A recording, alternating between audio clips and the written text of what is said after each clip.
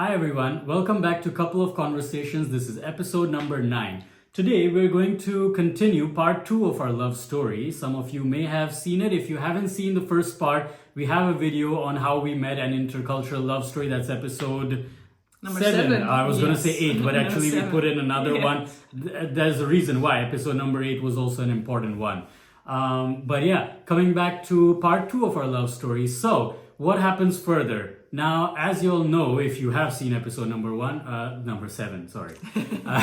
The first part of the love story, episode number 7. So, I dropped Tamara and her friend at the airport, right? And they're going back to the Netherlands, unfortunately. And I have to go back to my house in Mumbai. So as I'm driving home, I'm thinking about all the moments that we had. Everything has happened so fast at this point, really. It's been we spent like in total maybe 4 days. 4 days and 4 one evenings, evening in let's say. Goa. Yeah. 4 evenings, one night, yeah. one night, one evening in Goa. Yeah. So now I'm thinking about all this. I go home and the letter that Tamara had given me, which is nicely folded and tucked in my front pocket of my shirt. Once I reach home and I park the car, I decide to open it and read it, just as Tamara told me to. Good listener already. Yeah, I was training for the future. That's when she knew that I am really husband You are. material. Yeah. So I open the folded letter and I start reading it, and it's this really straight from the heart, emotional letter from Tamara. Saying in a nutshell really about how she feels about me, how wonderful these days have been, and like she really thinks this is something pure, and she hopes that something can. That we can still stay in touch and all these things. And I'm just giving you a summary of it really. And the way it was written really, and I was holding back my tears this whole time, when I dropped her at the airport and she was emotional already there. And I became emotional after I read the letter. I couldn't hold it back anymore. And a letter that I wrote sitting at Marine Drive and then realizing oh my, this could maybe be the one. I'm falling in love. I'm falling in love. Yeah. Yes. Yeah. So then, now the question is, okay, great. There's this amazing letter. Now I know for sure. I mean, we could sense how we feel about each other, but now this was, written proof that how she feels. Yes. And, I felt the same way too. But the question is now what? Because you have gone back to the Netherlands, I'm back India. to Mumbai. I'm in Mumbai. Yeah. And all this has happened so quickly. This is all happened in 4 or 5 evenings. So yeah. And then the question is it just like a holiday fling, or is it really something? Yeah, is this going to really translate into something serious? Yeah. Are we going to manage the challenges of our long distance relationship? Cultural differences, everything. Yeah, so many things to yeah. know about each other. Yeah. And with the cultural differences. Yeah. So, we decided, thankfully, in the modern day and age, there is much more convenience to stay in touch with someone who lives across the seas on another continent. Thanks to technology, we could stay in touch. We were chatting, pretty much doing video chats, I think pretty much every day. Yeah. For... I don't know, it used to be like an hour long many times more. Yes, I don't know. Yes, depending on how much time we had. Yeah, of course. And, so and the time difference also. And time. Yeah, there are so Yes. many. So, there are, of course, with every long distance, there are always challenges that you need to navigate to make it work. And, to know more about that, we also have a video on that. You can check out our YouTube video on long distance relationships, how we made it work. We were talking every day and eagerly from both sides, getting to know each other, speaking, and you need to really go down to the most basic we were topics. really talking about the basics, what did you do today, how was your day, really getting to know each other, really as a person in day-to-day life, not the... Actually, we kind of skipped that whole do romantic or whatever. Yeah, it was very a relationship discussion every day. Yeah. Yeah, getting to know about, each other's cultures, our hobbies, our food. Food is an important thing, huh? And yeah. Love goes through the belly, huh? Yeah, and as you can see, I have had a lot of love over the years.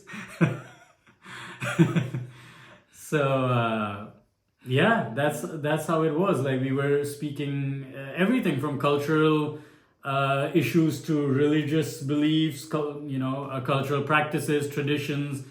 Just getting to know each how other you inside view out. the Really. future also. Yeah, also talks about our future. Where do you see?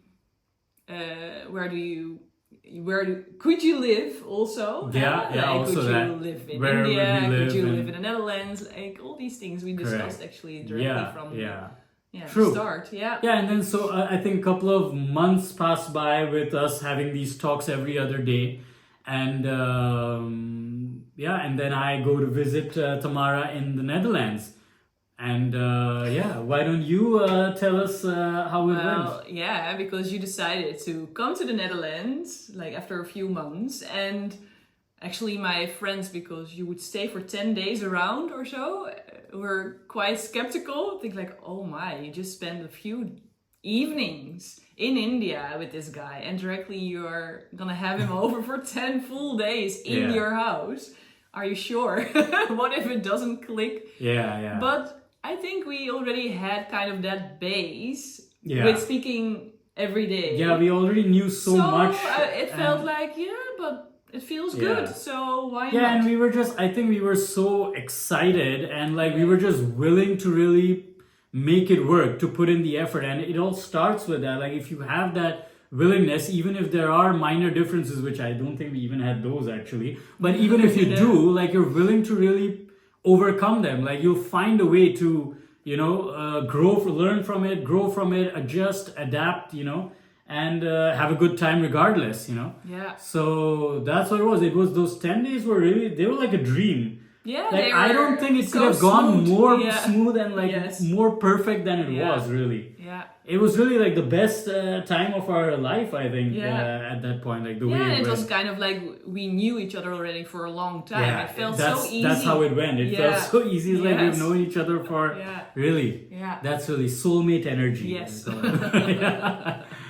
Yeah, so then those 10 days go amazing, and now again it's time for me to come back to Mumbai. We continue our conversations, and then Tamara decides to also come to visit me and my family in Mumbai. Directly staying with the family. Yeah, tell us a little bit briefly about how was that for you? Like mentally, how did you think about that? You're going to come not only to see me. Yeah, I was quite fearful. I thought like, oh, okay, I'm gonna stay with the whole family, and family doesn't mean only like your father and mother, but also grandmother and sister and cousin brother, and I was like, oh wow, it's quite a big family where you suddenly like drop yourself. And like of course we got to know each other quite but like that well to directly dive into like being with the family for also I think I stayed for 3 weeks. Yeah, you came for a while.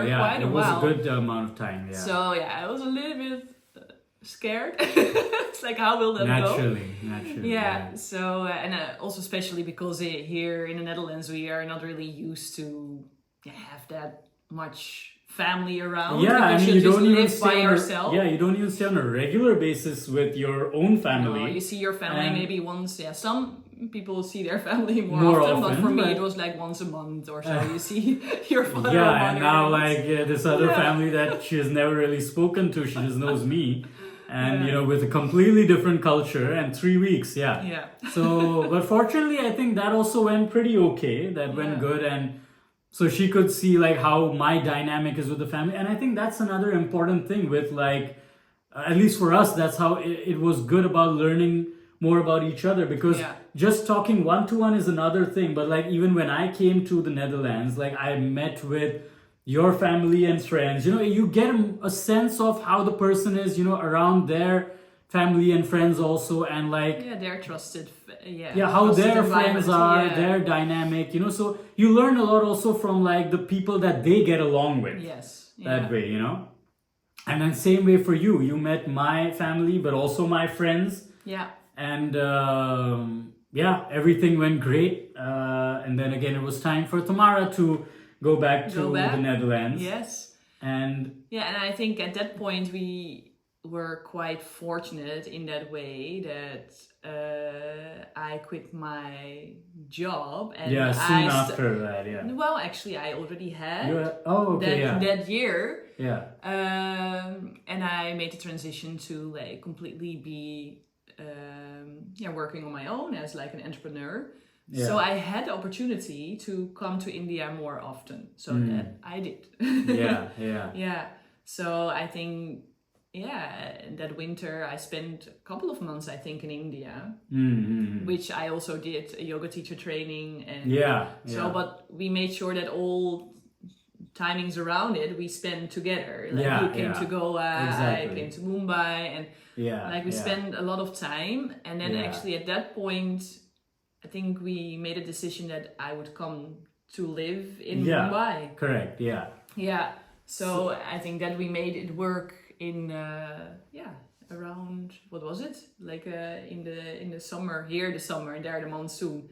At the end of it. Yeah. So then it was a big thing to give up everything in the Netherlands and to just drop everything, and it's like, okay, I follow my heart and go to live in Mumbai of all places. And what a great adventure that also was, right? With everything, like just experiencing the food together on a daily basis, going to different places, and just basically spending time with each other, talking to each other, spending time in nature. Sometimes once in a while we would go places also. And it was really good. And I think at that point we really knew that it's really now a matter of time. This is going to be the future. We're going to be together. Yes, yeah. And there were subtle hints where my wife was expecting me to, even though we both kind of knew that like we're now going to end up together, that there were subtle hints that my wife, of course, would love to, how she feels about proposals, and how she would like one. Do something. I thought like, okay, we know that we are gonna get married, but it's like, okay, at least do some proposal, do something. Yeah, because my friends who also know me, like I'm not a very big gesture kind of guy. But I was like, okay, I need to think of something. I still don't know if it's going to be like a huge proposal or, one of those amazing things that they film and show to the world. So what happened, just for you guys to know. So I think I tried it twice. Like once we were on this trek and we thought it'll be nice. We on the top of this lovely mountain, and it was a good trek. It was very muddy, very slippery. So we were exhausted, I think, by the end. We were exhausted. It was crowded. It just didn't feel like the most romantic moment to do it. So I had to abort the mission at the last moment. So okay, now when do I do it? So then next time I planned it because I think we had some time constraints there because we were going to travel again or go somewhere. I was traveling a lot at that time. So before that I said, okay, I want to put this proposal in. And then so one fine day I just decided, like, okay, let's just do this. And I pick another lovely place surrounded by nature, calm and quiet in the middle of Bandstand. In Mumbai. In Mumbai. For you all who know. Yeah, and and the best part is that day apparently it was already a little cloudy, and once we get to the place, the cloud burst, and we had an umbrella though. Yeah, but this was like heavy Mumbai monsoon. Small umbrella, two of us. Yeah, so it barely helped. We were still drenched. So while we are in this torrential rain, I go down on one knee and with one eye shut because there's water going in my eyes at this point, and we were completely drenched. I managed to say 2 lines maybe, and The that was romantic that you are. the romantic that I was, and I made the proposal. And fortunately, she was understanding enough that this is the best proposal that I'm gonna probably get from this guy. Yeah, I So, accepted everything already. yeah, right? she's like, okay. Hopefully she thought that, okay, other things around it seem okay. I guess 90 things out of 100, fine. Let's go forward. Yeah. And that's the story of how I proposed to Tamara also. And yeah, at this point, so now the next stage is really that we're going to get married, and we have to pick out the venue, need to start preparations, decide how soon we're going to get married. But to know more about that, you're going to have to stay tuned, and we will let you know how that went in the next one. Yes. So, Hope to see you there. I hope you enjoyed our love story. Again, if you have enjoyed part 2 and you haven't seen part 1, I highly recommend that you also go view that video so you know exactly how this love story went. And yeah, should we maybe do a few key takeaways from this, or maybe we do that post the wedding? What is your opinion about the love story, about how we made it work? And I think we're just gonna do that in the next one. Looking at Tamara's expression, I think we're just gonna, she's really What blank. are you talking So about? we will just do that, maybe post the wedding video or so. Yes. But yeah, please like, share, and subscribe. You know, let us know in the comments what you thought about this video. We'd love to know your share feedback. your love story. Yeah, also. share your love story. We'd love to know more about you all as well. Yes. So, What was the most adventurous thing that you did for love? Curious. So, Yes. until the next time, See see you guys.